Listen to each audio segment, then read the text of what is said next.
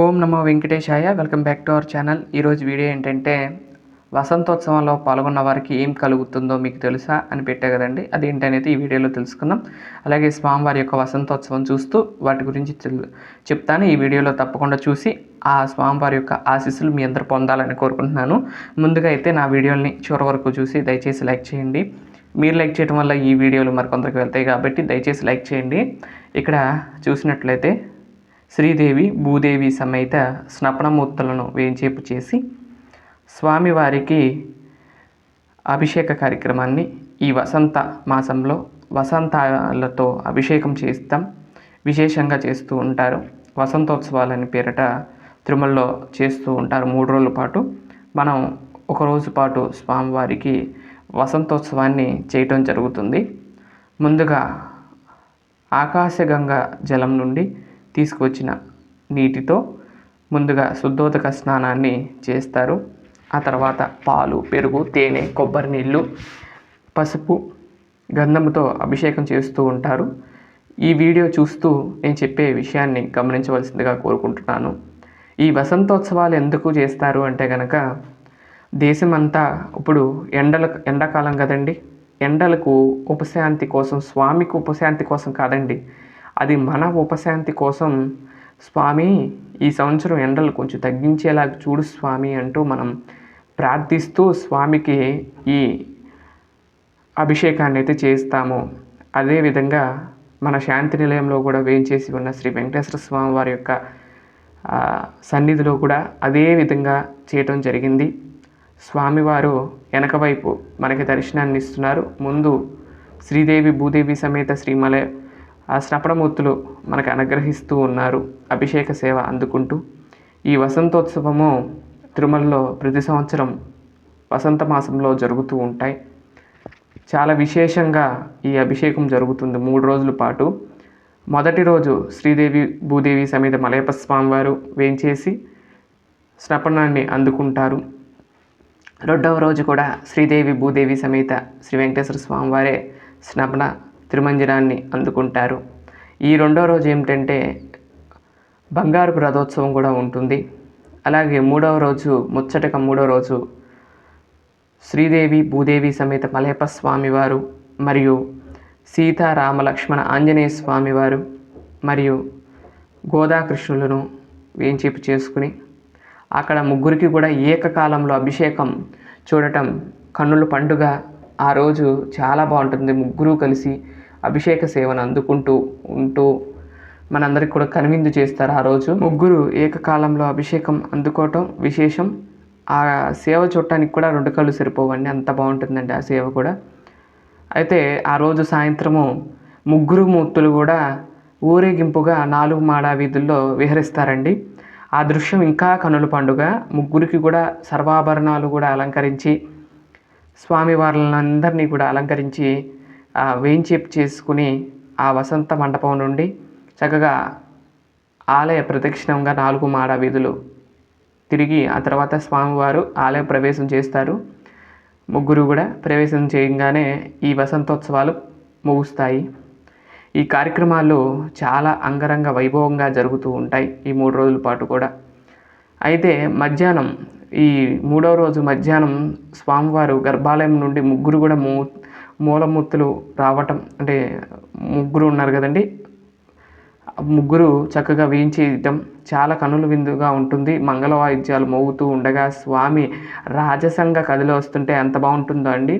అయితే ఈ అభిషేకంలో పాల్గొన్న వారికి ఎటువంటి వడదెబ్బలు కానీ అలాంటి ఏమి తగలకుండా చూడు స్వామి అంటూ ఈ కార్యక్రమాన్ని అయితే చేస్తారు. ఈ సంవత్సరం కొంచెం ఎండలు తగ్గించేలాగా చూడు స్వామి అని ప్రార్థిస్తూ ఈ వసంతోత్సవాన్ని చేస్తారు. అలాగే స్వామికి ఉపశాంతత్వం. స్వామికి ఉపశాంతి ఏంటండి, సాక్షాత్తు వైకుంఠనాథుడు వెంకటేశ్వర స్వామి కదా, వాళ్ళకి ఉపశాంతి ఏంటండి అనుకోవచ్చు. అది మన కోసమని స్వామి ఆచరిస్తున్నారు. మనందరి శ్రేయస్సు కోసం స్వామి అభిషేక సేవను అందుకుంటున్నారు. నిన్న స్వామివారి గర్భాలయం ముందు వేంచేపు చేసి ఈ విధంగా అభిషేకం చేయటం చాలా ఆనందాన్ని కలిగించింది. వెనక స్వామి చూడండి, మూలమూర్తి అసలు ఎంత నవ్వుతూ మనకి దర్శనాన్ని ఇస్తున్నారో. ఈ అభిషేక సేవ చూస్తున్నంతసేపు కూడా, ఈ వీడియో చూస్తున్నంతసేపు కూడా చాలా అద్భుతంగా అనిపించిందండి. ఎలా ఉంది ఏంటి అనేది కూడా చెప్పండి, కామెంట్ చేయండి. అభిషేకము బాగుందా లేదా అనేది కూడా కామెంట్ చేయండి. ఈ విధంగా స్వామివారికి స్నపన తిరుమంజన కార్యక్రమాన్ని దిగ్విజయంగా పూర్తి చేసి వసంతోత్సవాలను చేయటం జరిగిందండి. మామూలుగా అయితే 3 రోజుల పాటు చేయాలి. మేము మాత్రం ఒకే ఏకదిన బ్రహ్మోత్సవం లాగా ఏకదినం ఒకరోజు మాత్రమే వసంతోత్సవం అయితే చేయడం జరిగిందండి. ఈ విధంగా మీరు కూడా దర్శనం చేసుకుంటారు స్వామివారిని, అమ్మవారిని అని చూడండి. ఇప్పుడు కొబ్బరి నీళ్ళతో అభిషేకం జరుగుతుంది.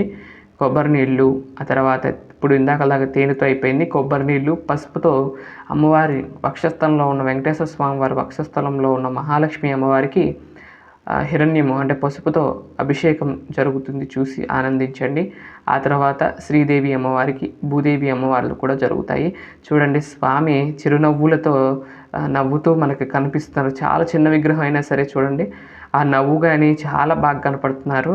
అలాగే భూదేవి అమ్మవారు కానీ, శ్రీదేవి అమ్మవారు కూడా కానీ చాలా అందంగా నవ్వుతూ, చిరునవ్వులతో నవ్వుతూ మనకు దర్శనాన్ని ఇస్తున్నారు. ఇట్లా శ్రీదేవి, భూదేవి అమ్మవార్లిద్దరికీ కూడా అభిషేకం చేయడం జరిగిందండి. అభిషేక తిరుమంజన కార్యక్రమాన్ని మీరు ఈ వీడియోలో వీక్షించి ఆ తర్వాత స్వామివారికి, అమ్మవారికి అలంకరణ కూడా చేశానండి. అలంకరణ కూడా వస్తుంది, తప్పకుండా చూడండి.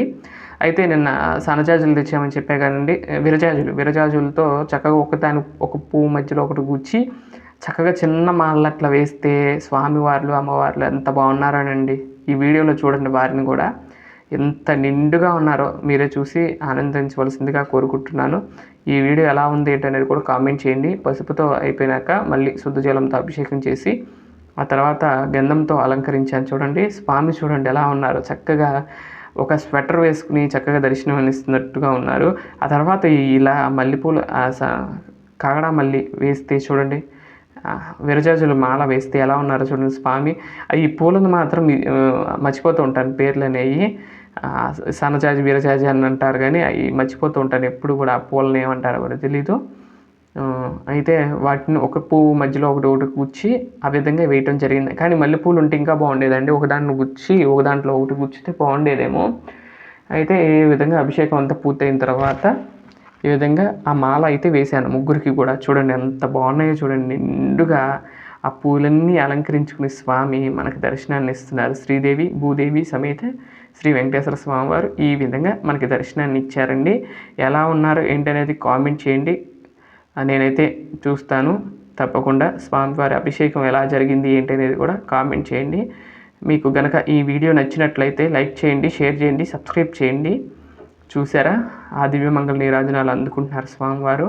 ఆ తర్వాత సహస్రధారా పాత్రతో అభిషేక కార్యక్రమం ఉంటుంది. ఆ తర్వాత స్వామివారికి, అమ్మవారికి వస్త్రాలంకరణ చేసి ఆ తర్వాత కూడా చూపిస్తాను చూడండి. తులసి దళాలు సమర్పిస్తున్నాను చూడండి. తులసి మాలలు చిన్న మాలలు కట్టాలండి, అందుకని ఏం చేశానంటే తులసిని మామూలుగా సమర్పించాను పాదాల దగ్గర.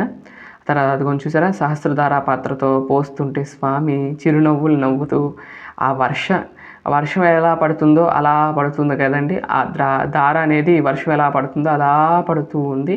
అప్పుడు స్వామివారు చూడండి ఎంత అందంగా ఉన్నారో, అమ్మవార్లు కూడా అలానే జరిగింది. ఈ విధంగా అభిషేక తిరుమంజన కార్యక్రమాలు దిగ్విజయంగా పూర్తి చేసుకుని స్వామివారికి దివ్యమంగళ నీరాజనాలు అయితే ఇచ్చాను. ఆ తర్వాత స్వామివారికి, అమ్మవారికి వస్త్రాలంకరణ చాలా బాగా కుదిరిందండి. వస్త్రాలంకరణ కూడా అయిపోయినాక చూడండి, ఇదిగోండి ఈ విధంగా అయితే వస్త్రాలు అయితే కట్టాను. ఎలా ఉన్నాయి ఏంటి అనేది కామెంట్ చేయండి. మరొక మంచి వీడియోతో రేపటి వీడియోలో కలుస్తాను. అంతవరకు సెలవు, నమస్కారం. సర్వే జనా సుఖినో భవంతు, లోకా సమస్త సుఖినో భవంతు. ఆ దివ్యమంగళ నీరాజనాన్ని మీరు కూడా కళ్ళకద్దుకోవాల్సిందిగా కోరుకుంటున్నాను. ఓం నమో వెంకటేశాయ, ఓం నమో నారాయణాయ, ఓం నమో వెంకటేశాయ.